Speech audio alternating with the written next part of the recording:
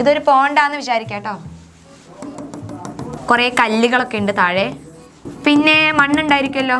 താറാവ് ഉണ്ടല്ലേ, നമ്മുടെ ഡക്ക് ഉണ്ട്. ജലപ്പാമ്പ്, വെള്ളത്തിൽ കാണുന്ന നീർക്കോലി, വാട്ടർ സ്നേക്സ്, ഗ്രാസ്, പുല്ല്, ഫിഷ്, മത്സ്യം. ഈ പോണ്ടില് ജീവനുള്ള ആൾക്കാരുണ്ട്, ജീവനില്ലാത്ത ആൾക്കാരുണ്ട്. ജീവനുള്ളവയെ നമുക്ക് എന്ത് പറയാം? ലിവിങ് എന്ന് പറയാം കേട്ടോ. ജീവനുള്ള ആൾക്കാർ ചലിക്കും, വളരും, ഭക്ഷണം കഴിക്കും. സോ ജീവനുള്ള ആൾക്കാരാണ് ഇവിടെ ആരൊക്കെ? നമ്മുടെ ഫിഷിന് ജീവനുണ്ട്, ഡക്കിന് ജീവനുണ്ട്, വാട്ടർ സ്നേക്കിന് ജീവനുണ്ട്, ഗ്രാസിന് ജീവനുണ്ടോ?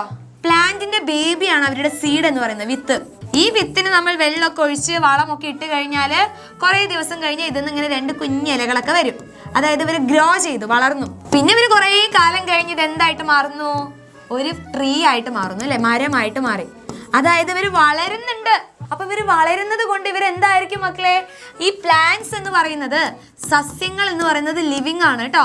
അവർ നടക്കുന്നില്ല എന്നൊന്നും വിചാരിച്ച് അവർ നോൺ ലിവിങ് അല്ല, ദേ ആർ ലിവിങ്. അപ്പൊ ഇവിടെ നോക്കിക്കേ, ഇവിടെ പ്ലാന്റ്സ് ഉണ്ട്.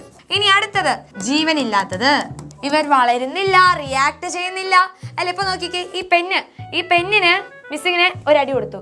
ഈ അടി കൊടുത്ത് ഇതിന് ജീവൻ ഉണ്ടെങ്കിൽ ഇത് പിടിച്ച് മിസ്സിനെ അടിക്കുമായിരുന്നു. പക്ഷെ ഇത് എന്തെങ്കിലും ചെയ്തോ? ഇല്ല. മിസ് എന്ത് ചെയ്തു? ഈ പെന്നിനെ ഇവിടെ വെച്ചു.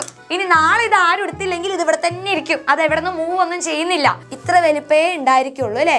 ഇനി ഇതിന് ചെറുതാവണമെങ്കിൽ ഇത് നിലത്ത് വീണ് പൊട്ടണം, അല്ലാതെ ചെറുതാവൂല. ചോൺ, മണ്ണിന് ജീവനില്ല. വാട്ടർ, ജലത്തിന് ജീവനില്ല. യെസ്, ഇവിടെ എത്ര ആൾക്കാർക്കാണ് ജീവനില്ലാത്തത്? മനസ്സിലായോ? റെഡിയാണോ? അപ്പൊ ലിവിങ് ഉണ്ട്, നോൺ ലിവിങ് ഉണ്ട്.